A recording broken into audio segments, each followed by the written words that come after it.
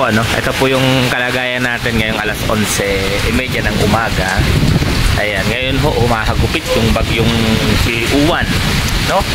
Sobrang lakas at talagang nasa ibaba yung hangin, ano? Nasa ibaba guys yung hangin. Galing na akong labas kanina, actually may mga pinutol na akong saging. So mapapansin nyo, ayan, pinutol ko na yan kasi dumagaan na dito sa kubo. May nakadagan pang dalawa, pero hindi ko siya maputol kasi sa taas, no? Kasi sobrang lakas ng hangin, nadadala ako. So ayan, dami na hong tumbang saging, no? Dami ng tumbang saging. Nakikita nyo guys, sobrang lakas at talagang sa hindi ho tulad ng ibang bagyo ano na yung hangin is nasa medyo sa itaas. Ito ho talagang nakalapat sa lupa yung lakas ng hangin, pati yung mga dahon na nagkandalaglag na, nagkanda parang nahimay-himay na ng bagyo. Talagang dadadala niya pa, ano? Pero itong kubo natin, ano, lumalaban yung kubo natin, hindi ho natitina. Siguro dahil naharangan itong isang bahay na malaki. Pero dito ang gagaling, ano, ayan o, kung makikita nyo, dyan ang gagaling sa harap nitong kubo, yung ano, yung malakas na hangin, no? Yung malakas na hangin, dyan ang gagaling. And then may mga naka-evacuate na rin pong pamilya dito sa malaking bahay, ano, yung mga kapitbahay natin. Nandiyan na, lalo na ho, si Ate Helen, ano, yung kapitbahay natin na stroke. So, nandiyan na rin po siya. Saka nasa loob, nag-i-stay kasi delikado na dun sa kanila. Sila mading Celine, andyan na din sa loob. Tingnan po kanina. Ano, ako lang yung lumalabas ngayon habang talagang kumakatakot yung malakas na bagyo. Tingnan nyo naman ho ang lakas, no? Grabe. Napakalakas. Ayun.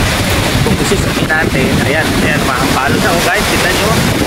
Grabe.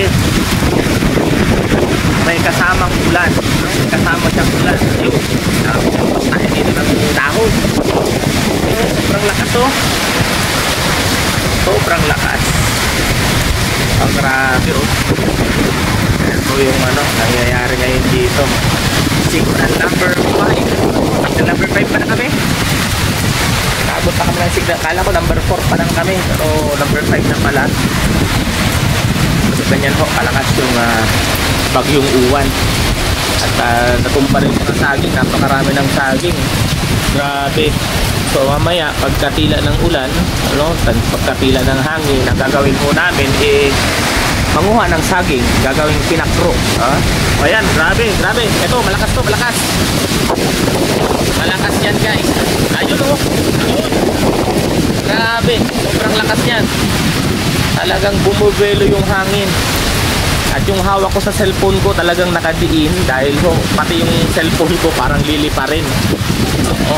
Actually, basang-basa na ako dito. Gusto ko lang ma-document ko. Safe naman ito, safe naman. Then lagi lang din ako nasa labas kasi itong punong ito guys, yan yung iniisip ko, ano, yung punong yan. At yung punong dito sa likod, may isa pa kasi rito puno na medyo mahaba-haba, na medyo malaki-laki. Yan ko yung tinitingnan ko, no? And sinilip ko rin yung ginagawang bahay, okay naman. At ang kinatatakot ko lang is yung malaking mahogani dun sa harap nila Titay kasi medyo parang nakaamba na siya, natutumba. Papunta dito sa, ewan ko sa kusina ba ni Titay o dito sa bahay ko na ginagawa. Yun po yung aking pinabantayan. Sobrang lakas, ano? Ayan, buwebelo na naman siya. Ayan, ganyan siya, buwebelo na bago hahampas ulit. Yan po yung ano, nangyayari dito sa amin sa barangay Talisay. So hopefully yung kubo doon sa Lawihaw okay naman. Pero palagay ko kasi walang masyadong puno doon at medyo lantad yun eh. Ano, medyo walang kumbaga nilinisan na yung lote na yun. Talagang pan-subdivide na yun eh. Walang kapuno-puno doon. Talagang sasaluhin nun yung malakas na hangin. Ayan. So yung nangyayari dito, sobrang lakas, no?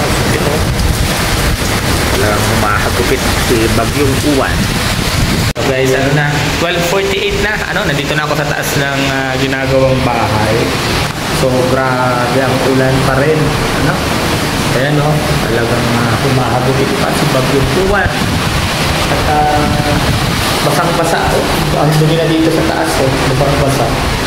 Ayan, puro tubig na itong tiles, pinasok ng tubig dahil open nga ito, open pa ito. Kaya si Dana dito na nakatambay si Dana. So ayan, sila Juan Dennis nandyan sa baba, sila Titay, si Pading Rene, Pading Gerson, si Kuya, nandyan sila. Tuho ka na kasi pag-tukuan. Sabi ayan, mahalo na naman siya.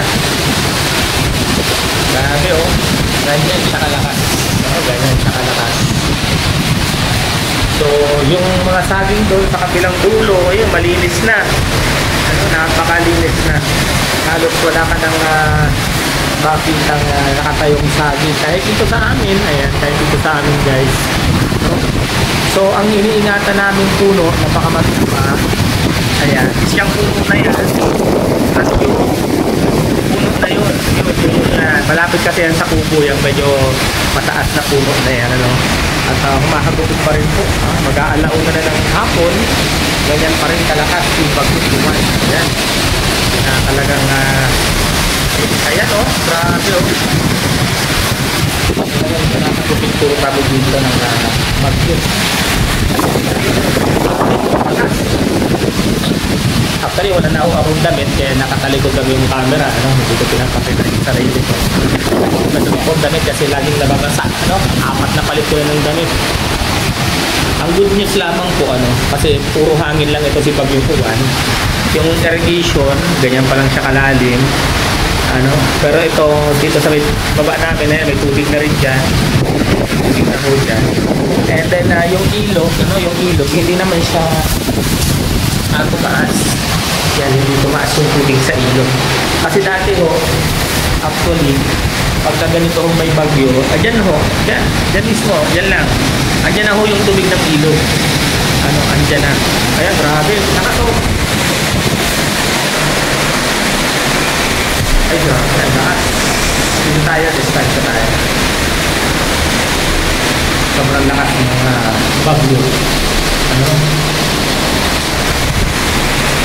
Talagang kumangin niya. Kanina pa yan, halos ano? Simula alas 10, 3 oras na siyang ganyan na sobrang lakas. Alas 3:30 ng hapon, ano? Grabe, bumakpak-pak pa rin ng bagyo. Pero ngayon na guys, yung pinakamalakas, wala akong damit, giniginaw na ako. Grabe, nabaklas na yung ano ko sa likod, ano? Ito, nabaklas na yung kisame ko sa likod. Yan, aray ko, malamig. Tapos, yung gutter ko rito sa likod nasira. Kasi tinamaan ng sanga ng nara, no? Grabe, sobrang lakas talaga. Yung mahugani namin sa harap, tumumba na. So, sobrang lakas. Kanina, okay lang yung lakas kanina, no? Pero ngayon, sobra, grabe. At yung isang malaking puno dito sa harap namin, kung matatandaan nyo, sinumiin ko pa kanina. Teka, iharap ko lang. Nyo guys, isinumiin ko kanina yung punong yan. Yung isang malaking puno, nakatabi niyan, wala na. Ayun na, tumumba na. Oh, ito na yung harap. Grabe guys, sobrang lakas. At inaantabayan na namin, baka matumba tong ano, itong napakalaking mahogani na to. Grabe. Lupit ng hangin, oh. Delikado ito, baka mga ano din yung grabe. Kaya nga, mabawasan lang siya ng sanga pero huwag mabuwan. kaya nga pagkano, maputol nyo na lang. Ayun na, hagupit na naman siya. Hindi pa rin mabubuhol din tayo. Kasapit sa... Ayan, grabe oh. Ayan, lakas.